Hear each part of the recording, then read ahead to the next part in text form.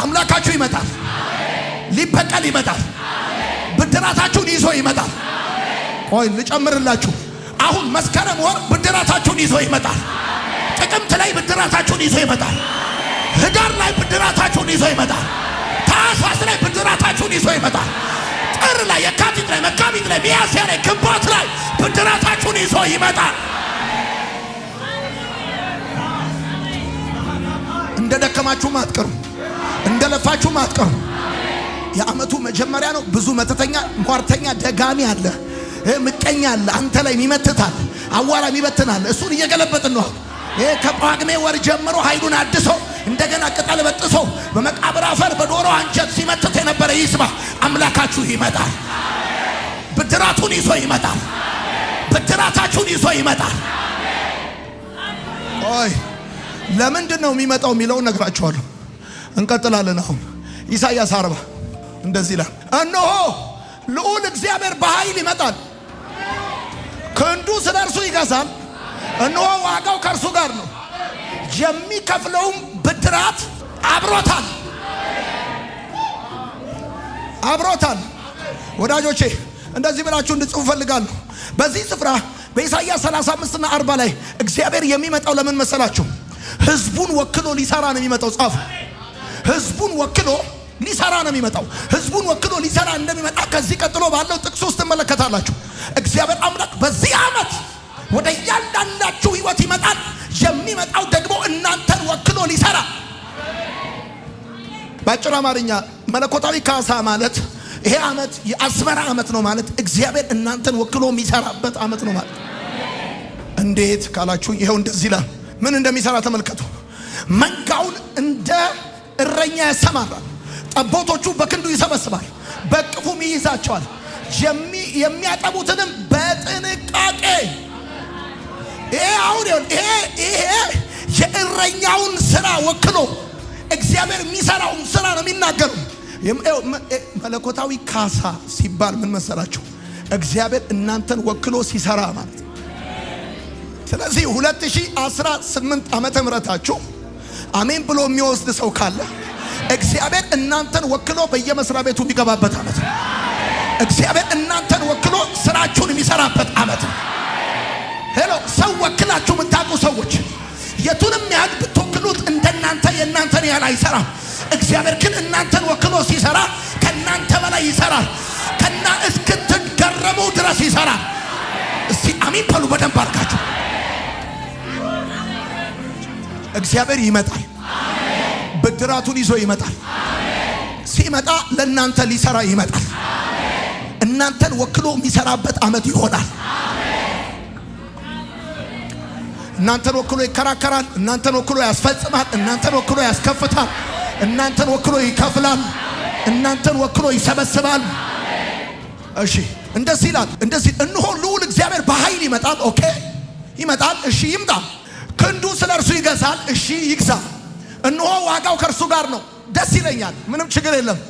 የሚከፍለውን ብድራት አብሮታል። ምን ሊያረግ ነው እግዚአብሔር የሚመጣው? ክንዱ ከእርሱ ጋር ይገዛል። ምን ሊያረግ? እንደዚህ ሊያረግ መንጋውን እንደ እረኛ ያሰማራል። ስለዚህ ይሄ ማለት ነው መልካም እረኛ መንጋውን ሲያሰማራ በለመለመ መስክ እንጂ የሚያሰማራው በደረቅ ስፍራ ያሰማራ። ስለዚህ በዚህ ዓመት ማጨድ ያለባችሁን ታጭዳላችሁ፣ መስራት ያለባችሁን ትሰራላችሁ። እግዚአብሔር ያሰማራችኋል። እመኑና አሜን በሉ። እግዚአብሔር ያሰማራችኋል። ያሰማራል። ከዛ ጠቦቶቹን በክንዱ ይሰበስባል፣ በእቅፉም ይይዛቸዋል። አንደኛ ፕሮቪዥን ወደ አቅርቦት ወዳለበት መግቦት ወዳለበት ያሰማራል። ሁለተኛው ሐሳብ የሚናገረው ፕሮቴክሽን ነው። በክንዱ ይሰበስባል፣ በእቅፉም ፕሮቴክት ያረጋቸዋል። አሁን እግዚአብሔር ሲመጣ ፕሮቴክት ያረጋ። ከዛስ የሚያጠቡትንም በጥንቃቄ ይመራል። ሰው እንደዚህ ነው ይላችሁ። እኔ ከመምጣቴ በፊት እንደዚህ ጸልዬላችኋል። በማለዳን የመጣሁት ወደዚህ ቤት እንደዚህ ጸልዬላችኋል። ይሄ ዓመት ከየትኛውም ጊዜ በተለየ መልኩ የታላቅ ጥንቃቄ ዓመት ይሆናል። የታላቅ ጥንቃቄ ጠላት እንዲጆ እድል ፋንታ በቤታችሁ የሚያጣበት ዓመት ይሆናል። ይሄ የሚሆነው ደግሞ ከናንተ ጠንቃቃነት የተነሳ ሳይሆን እግዚአብሔር በዚህ ዓመት የሚያጠቡትን በጥንቃቄ ይመራል እንደሚል እግዚአብሔር ለእናንተና ለቤታችሁ ይጠነቀቃል። እግዚአብሔር ለስራችሁ ይጠነቀቃል። እግዚአብሔር ለህይወታችሁ ይጠነቀቃል። አሜን በሉና ውሰዱ። ይጠነቀቃል።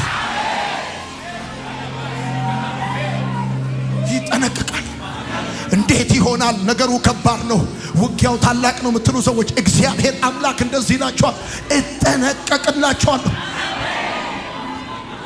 አሜን ነው ወይ? እስቲ አሜን በሉ። ስለዚህ የምትጽፉ ሰዎች መለኮታዊ ካሳ እግዚአብሔር ለእናንተ የሚሰራበት ማለት ነው። እግዚአብሔር ለእናንተ የሚሰራበት ማለት ነው። እግዚአብሔር ለእናንተ ይሰራል ማለት እግዚአብሔር ለእናንተ ሲሰራ የእናንተን አቅም ተጠቅሞ ሳይሆን የራሱን አቅም ተጠቅሞ ነው የሚሰራው። እግዚአብሔር እናንተን ወክሎ የሚሰራበት ዓመት ነው ማለት እግዚአብሔር አምላክ የእናንተን ችሎታ፣ የእናንተን ኔትወርክ፣ የእናንተን ዕውቀት ተጠቅሞ ሳይሆን የራሱን አቅም ተጠቅሞ ለእናንተ የሚሰራበት ዓመት። እኔ ደግሞ ይሄ ነገር በየዓመቱ ተናግሬ ሰርቶልኛል አውቃለሁ። ዝም ብዬ አይደለም የምናገር። በነገራችን ላይ ዝም ብዬ እንደማልናገር የምታውቁት የሆነ ነገር አስቤ ጠብቄ ምናምን አይደለም። ከሁለት ወር በፊት ነው እዚህ ቤት ሆኜ የሚቀጥለው ዓመት አለኝ ጌታ የአዝመራ ዓመት ይሆናል። አሜን ነው። እስቲ አሜን በሉ። አሁንም መልእክት አለኝ። አሜን ብሎ ለሚቀበል ደስ ለሚለው ለሚፈልግ መልእክት አለኝ። የምስራች በሉ። አልመሰላችሁም እንጂ እየተጻፈ ነበር።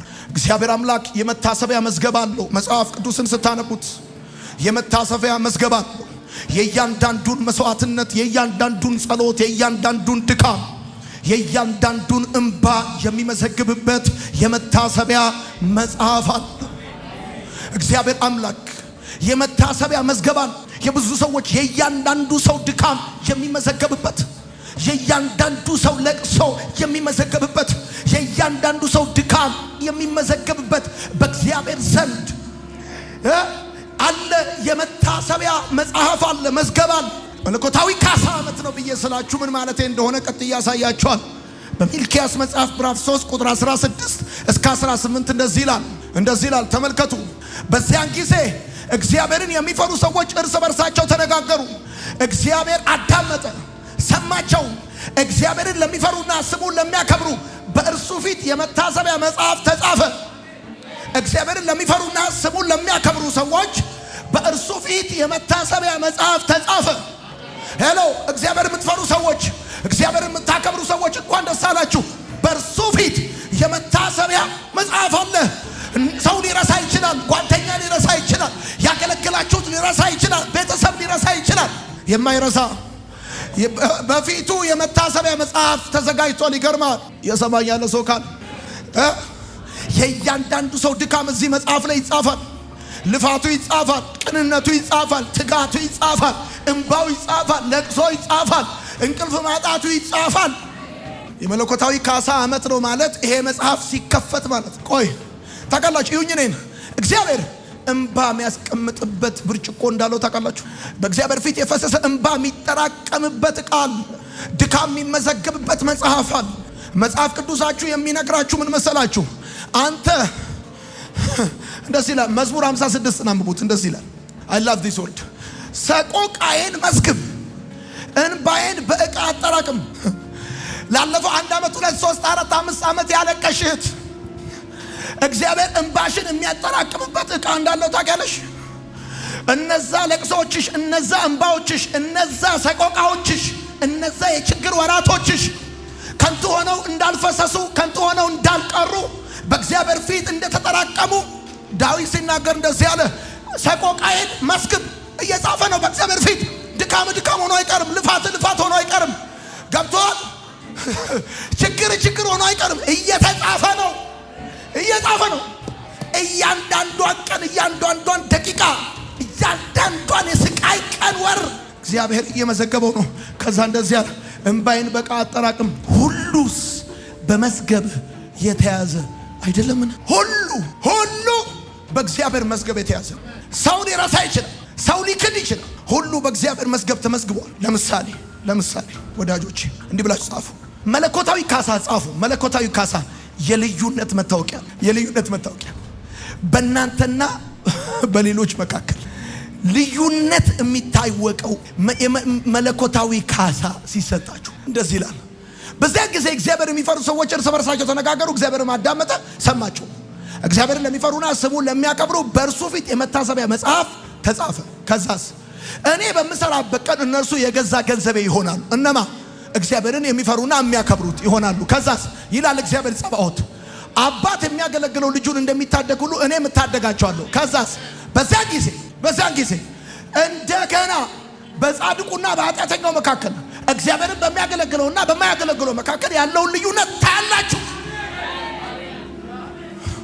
በዚያን ጊዜ እግዚአብሔርን በሚያገለግለውና በማያገለግለው በጻድቁና በኃጢአተኛው መካከል ያለውን ልዩነት ታያላችሁ። ዘንድሮ ሰማይ ይስማ ምድር ይስማ፣ እናንተ ስሙ።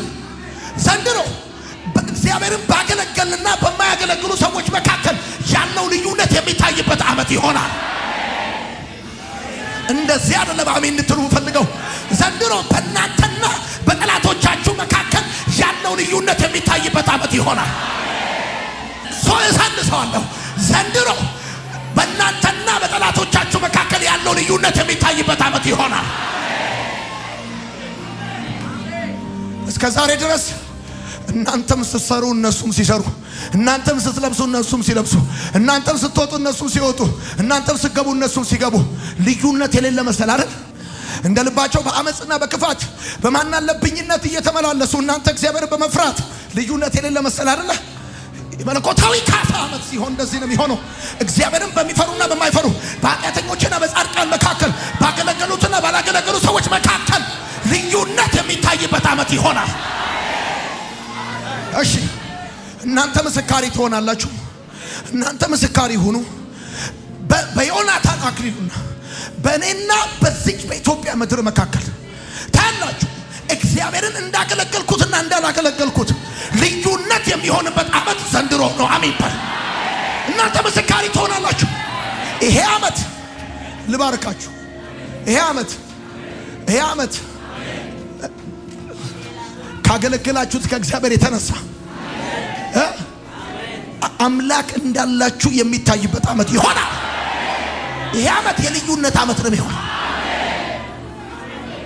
ኩያ መንፈስ ወጋውት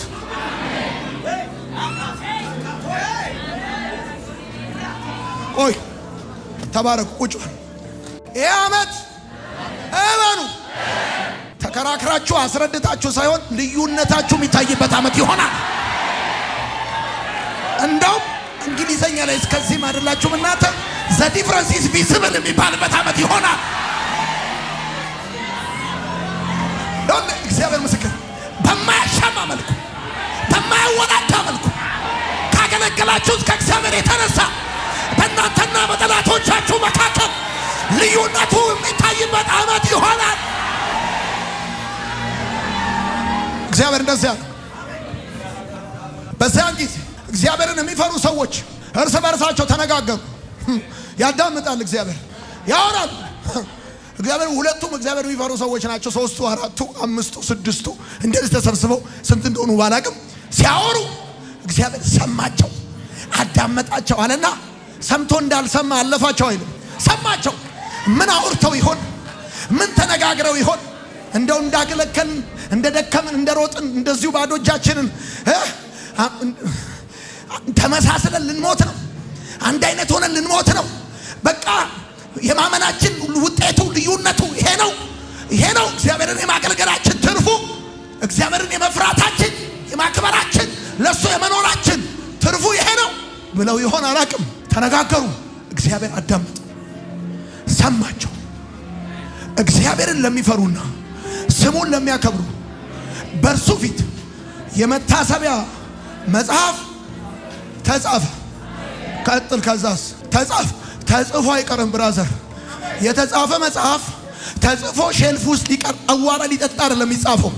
ቀኑን ጠብቆ ሊከፈት ለመርዶኪዎስ መጽሐፉ እንደተከፈተ ልክ እንደዛ ይሄ የመታሰቢያ መጽሐፍ እግዚአብሔርን የሚፈሩ ሰዎች በእግዚአብሔር ፊት ለመታሰቢያ የተጻፈላቸው መጽሐፍ ሆኖ ሼልፍ ውስጥ ሊቀመጥ አይደለም ሊከፈት ነው። እኔ በምሰራበት ቀን እሱ በሚሰራበት ቀን አየ መጽሐፉ ይከፈታል። ከዛስ እነርሱ የገዛ ገንዘቤ ይሆናሉ። እናማ እነዚህ ሲያወሩ የሰማቸው ሲነጋገሩ ያዳመጣቸው ይሆናሉ ይላል እግዚአብሔር ጸባዖት። አባት የሚያገለግለው ልጁን እንደሚታደግ ይሄ የእናንተ ቃል ሄሎ። እኔ በአይኔ በብረቱ አጋንንት እንደ ሰዎችን እንደሚያደርግ ስላየው መንፈስ ዓለም ምን እያሆነ እንደሆነ አሁን አውቃለሁ። ይሄ ቃል ለእናንተ ኢኮኖሚያችሁ፣ አቅማችሁ፣ ጉልበታችሁ ስለሆነ በደንብ አድርጋችሁ እንድትቀበሉ ፈልጋለሁ።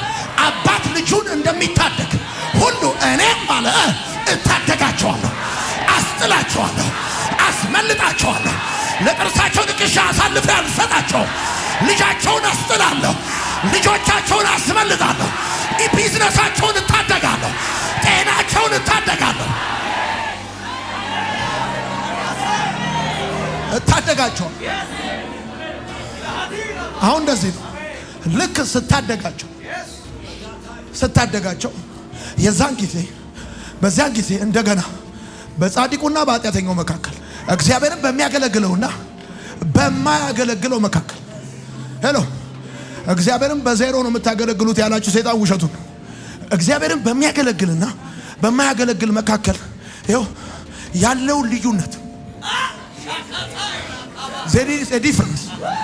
የማታገለግሉ ሰዎች ቢኬርፉ ይሄ ልዩነት ያመልጣችኋል። እግዚአብሔርን በሚያገለግሉና በማያገለግሉ መካከል ያለውን ልዩነት ታያላችሁ። እነዚህ እግዚአብሔርን የሚያገለግሉ ሰዎች መሄጃ አጥተው ስራ ፈተው ጫማቸውን ጨርሰው አይደል የተመላለሱት። ላለፉት ዓመታት ያገለገላችሁ ሰዎች፣ በጸሎት ያገለገላችሁ፣ በጓዳ ያገለገላችሁ፣ በታማኝነት ያገለገላችሁ፣ በብዙ ልፋት ያገለገላችሁ፣ ቤታችሁን ዘግታችሁ ቤቱን የከፈታችሁ፣ የራሳችሁ ነገር ትታችሁ የሱን ነገር ብድግ ያደረጋችሁ፣ ብዙ ጥያቄ ቤታችሁ ያለ የእግዚአብሔር ቤትን ጉዳይ እንዲስተካከል የለፋችሁ ሰዎች እግዚአብሔር ባገለገሉትና በማያገለግሉት መካከል ያለው ልዩነት ምን እንደሆነ ይሄ ዓመት የምታዩበት ዓመት። ተባረኩ። ቁጭ በሉ። አሚን ነው። ለምሳሌ ብላችሁ ጻፉ። መርዶክዮስ አስቴር መጽሐፍ አስቴር ምዕራፍ 2 ከ19 እስከ 23 አስቴር 2 እንደዚህ ይላል። ተመልከቱ። ደናግሉ ለሁለተኛ ጊዜ ተሰብስበው ሳለ መርዶክዮስ በንጉሥ በር ተቀምጦ ነበረ። አስቴር ግን ልክ መርዶክዮስን እንደነገራት የማን ወገንና የየት ሀገር ሰው እንደሆነች ደብቃ ነበር። ይህ የሆነበት ምክንያት መርዶክዮስ በሚያሳድጋት ጊዜ ታደርግ እንደነበረ ሁሉ አሁንም ምክሩን ትከተል ስለነበረ ነው። መርዶክዮስ በንጉሱ በር ተቀምጦ ሳለ በሩን ከሚጠብቁት ከንጉስ የጦር አለቆች ሁለቱ ገበታና ታራ ተቆጡ። ንጉስ አርጤክስስን ለመግደል ዶለቱ። መርዶክዮስም አድማውን ስለደረሰበት ለንግሥት አስቴር ገለጠላት። እርሷም ይህን ከመርዶክዮስ ማግኘቷን ለንጉስ ገልጣ ነገረችው።